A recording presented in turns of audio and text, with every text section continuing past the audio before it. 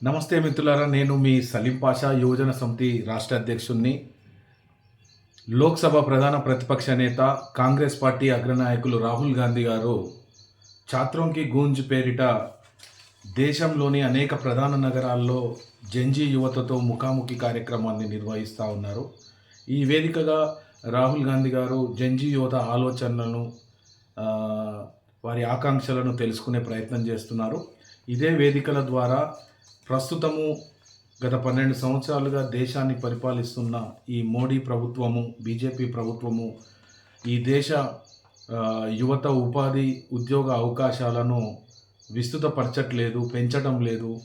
పైగా వారి ఉపాధి, ఉద్యోగ అవకాశాలను పట్టించుకునే పరిస్థితి లేదు, తగ్గించే ప్రయత్నం చేస్తుంది అనే విషయాన్ని, అనేక సవాళ్లను రాహుల్ గాంధీ గారు ప్రభుత్వం ముందు పెడతా ఉన్నారు. పోయిన ఆగస్టు 8వ తారీఖు రోజు ఉత్తరప్రదేశ్లోని ప్రయాగ్రాజ్లో కూడా ఛాత్రోంకి గూంజ్ కార్యక్రమాన్ని రాహుల్ గాంధీ గారు నిర్వహించారు. ఈ సభకు వేలాది మంది జంజీ యువత హాజరైంది. వేలాది మంది జంజీ యువత హాజరై తమ ఆకాంక్షలను, ఆలోచనలను తెలిపే ప్రయత్నం చేశారు. ఈ వేదికగా రాహుల్ గాంధీ గారు అనేక ప్రశ్నలను మోడీ ప్రభుత్వం ముందు ఉంచడం జరిగింది. ఈ వేదిక మీద చాలామంది జెన్జీ యువతను కూడా రాహుల్ గాంధీ గారు మాట్లాడించే ప్రయత్నం చేశారు. ముఖ్యంగా రాహుల్ గాంధీ గారు వేస్తున్నటువంటి ఈ ప్రశ్నలను ఒకసారి మనం అందరం పరిశీలించాల్సిన అవసరం ఉంది. దేశ యువత అందరూ కూడా వీటిని సీరియస్గా తీసుకోవాల్సిన అవసరం ఉంది. మిత్రులారా, రాహుల్ గాంధీ గారు ఏమంటున్నారంటే, దేశంలో ప్రస్తుతం 40 కోట్ల మంది యువత ఉంది. ఇది ప్రపంచంలోనే ఎక్కువ యువత ఉన్నటువంటి దేశము మన భారతదేశము. ఇది చైనా, అమెరికా శక్తి కంటే భారతదేశ యువశక్తి చాలా గొప్పది. మరి ఇలాంటి యువశక్తికి ఉద్యోగ ఉపాధి అవకాశాలను కల్పించలేని పరిస్థితి ప్రస్తుతం మోడీ ప్రభుత్వంలో ఉంది. మరి ఇంత గొప్ప యువశక్తికి ఉద్యోగ ఉపాధి అవకాశాలు లభించకపోతే మన దేశం ఎట్లా అభివృద్ధి చెందుతుందని రాహుల్ గాంధీ గారు అనేక ప్రశ్నలను ఈ వేదిక ద్వారా వేయడం జరిగింది. మిత్రులారా, దేశంలో ఆయన కొన్ని గణాంకాలను కూడా మన కళ్ళ ముందు వివరించే ప్రయత్నం చేశారు. రాహుల్ గాంధీ గారు ఏమంటున్నారంటే, ప్రస్తుతము ప్రతి 1000 మంది యువకుల్లో దేశంలో 12 మందికి మాత్రమే శాశ్వత ఉద్యోగం కానీ ఒక భరోసాతో కూడిన ఉద్యోగం లభిస్తుంది. గవర్నమెంట్ ఉద్యోగాల విషయానికి వస్తే 150 మంది పోటీ పడితే 150 మందిలో ఒకరికే అంటే ప్రతి 150 మందిలో ఒకరికి ప్రభుత్వ ఉద్యోగం వస్తుంది. అంటే మరి వేరే ప్రత్యామ్నాయ ఉపాధి అవకాశాల గురించి మోడీ ప్రభుత్వం ఆలోచన చేయట్లేదు. పైగా 12 సంవత్సరాల్లో వాటన్నిటిని దివాలా తీసిందని ఆయన గణాంకాలతో సహా ఈ వేదిక ద్వారా చెప్పడం జరిగింది. ఆయన ఏమంటున్నారంటే, మ్యానుఫ్యాక్చరింగ్ రంగము నోట్ల రద్దు, జిఎస్టీ వల్ల మ్యానుఫ్యాక్చరింగ్ రంగం మొత్తం కుదేలైపోయింది. చిన్న మధ్యతరగతి పరిశ్రమలన్నీ మూతబడిపోయినాయి. ఈ చిన్న మధ్యతరగతి పరిశ్రమలు కోట్లాది మందికి, యువతకు ఉపాధి కల్పించేవి. కానీ ఇప్పుడు ప్రస్తుతం కుదేలైపోయింది. దేనివల్ల? నోట్ల రద్దు, జిఎస్టీ వల్ల కుదేలైపోయినాయి. మరి తిరిగి కోలుకునే పరిస్థితి లేదు అని రాహుల్ గాంధీ గారు చెప్పారు. తిరిగి కోలుకోవాలంటే వారికి లోన్లు ఇవ్వాలి, బ్యాంకు లోన్లు ఇవ్వాలి. దాన్ని మనము ఎంటర్‌ప్రెన్యూర్‌షిప్ రంగం అంటాము. స్టార్టప్ ఇండియా అని మోడీ గారు ఒక నినాదం ఇచ్చారు. కానీ అది నినాదంగానే మారిపోయింది. మేక్ ఇన్ ఇండియా అని ఒక నినాదం ఇచ్చారు. అది నినాదంగానే మారిపోయింది.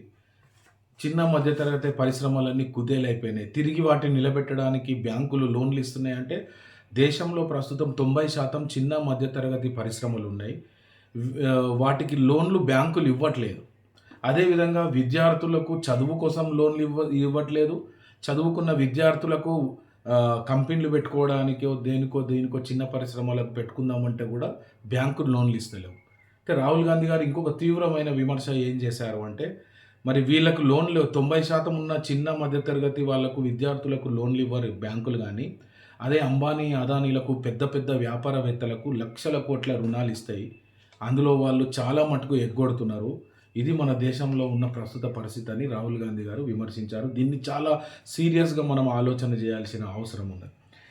మిత్రులారా, ఇంకొకటి ఏంటంటే, గవర్నమెంట్ ఉద్యోగ రంగం తెలుసు కదా, 150 మందిలో ఒక్కరికే గవర్నమెంట్ ఉద్యోగం వస్తుంది. ఇంకొక రంగం ఏంటంటే ఉపాధి చూపించేది ప్రభుత్వ రంగ సంస్థలు. మిత్రులారా, ప్రభుత్వ రంగ సంస్థల్లో రాహుల్ గాంధీ గారు చెప్పిన విషయం ఏందంటే, ఆయన తీవ్రంగా పెట్టిన విమర్శ ఏందంటే, ఈ మోడీ ప్రభుత్వం వచ్చిన తర్వాత గత 12 సంవత్సరాల్లో ప్రభుత్వ రంగ సంస్థలన్నిటినీ ప్రైవేటు రంగంలోకి మళ్ళిస్తున్నారు. ప్రైవేటు పరం చేస్తున్నారు. అందులో ఆయన చెప్పినయి ఏందంటే, air India, BSNL, LIC, IDBI bank ఇవన్నీ ప్రైవేటు పరమైనయి. అనేక ప్రభుత్వ రంగ సంస్థల్లో కూడా రోజు రోజుకు ప్రైవేటు వాటాను పెంచుతున్నారు. దీంతోటేందంటే ఉపాధి తగ్గిపోతుంది.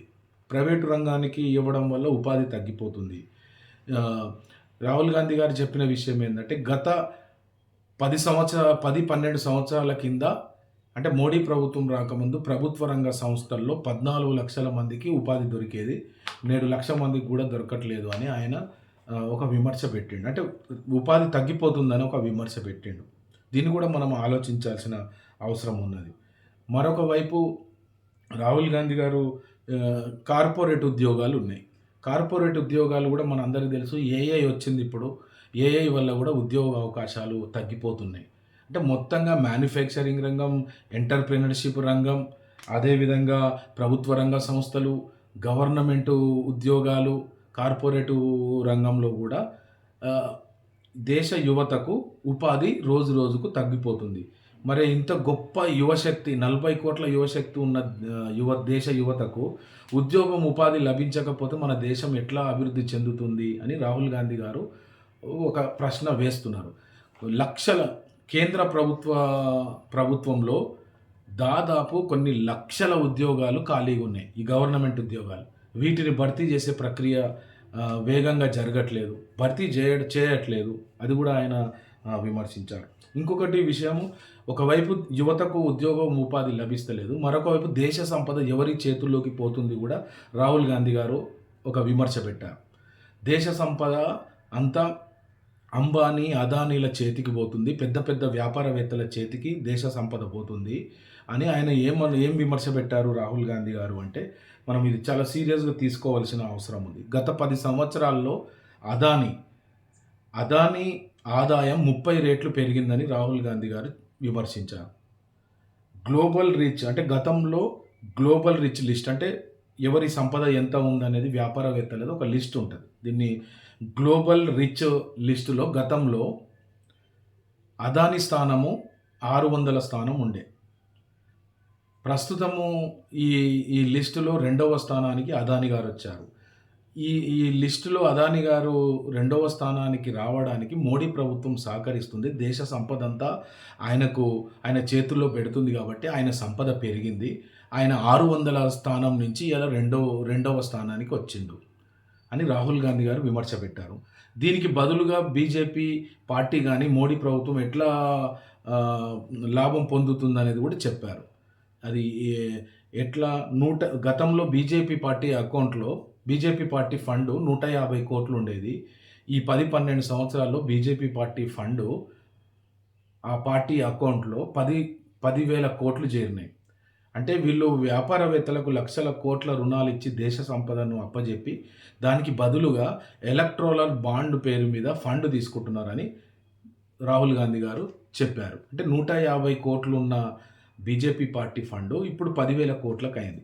ఇది ప్రస్తుతం దేశంలో ఉన్న ఈ సిస్టమ్. అయితే రాహుల్ గాంధీ గారు ఏంటంటే మొత్తం జెన్జీ యువతతోటి మాట్లాడుతున్నారు. వాళ్ళకి అండగా నిలబడడానికి ప్రయత్నం చేస్తున్నారు. ఇంకోటి రాహుల్ గాంధీ గారు ఒకటి విమర్శ చేసిందంటే, ప్రతి వ్యవస్థలో కూడా, ప్రతి రంగంలో కూడా ఆర్ఎస్ఎస్, బీజేపీ ఐడియాలజీ ఉన్న వాళ్ళను, ప్రచారకులను ప్రతి సంస్థలో నియమిస్తున్నారు. దీనివల్ల ఏంటంటే సిస్టమ్ మొత్తం వాళ్ళ కంట్రోల్లో పెట్టడానికి ప్రయత్నం చేస్తున్నారు. ఇది ప్రస్తుతం ఉన్న దేశ పరిస్థితిని ఆయన వివరించే ప్రయత్నం చేశారు. దీన్ని సీరియస్గా మనం ఆలోచన చేయాలి, ఈ విషయాల మీద చర్చ పెట్టాలి. ఇంకోటి మిత్రులారా, ఆయన ఏమంటున్నారంటే, ఇంతటి సంక్షోభ పరిస్థితుల్లో కూడా దేశ యువత, ముఖ్యంగా జెన్జీ యువత ఒక చైతన్య జ్వాలను రగిలించింది. అది ఢిల్లీ జంతర్ మంతర్ వేదికగా. ఈ చైతన్య జ్వాల కొనసాగాలి. ఖచ్చితంగా ఈ సిస్టంలో మార్పు తీసుకురావాలి. దేశ యువశక్తిని వాడుకోవాలి. వాళ్ళని అభివృద్ధి పథంలోకి నడపాలి.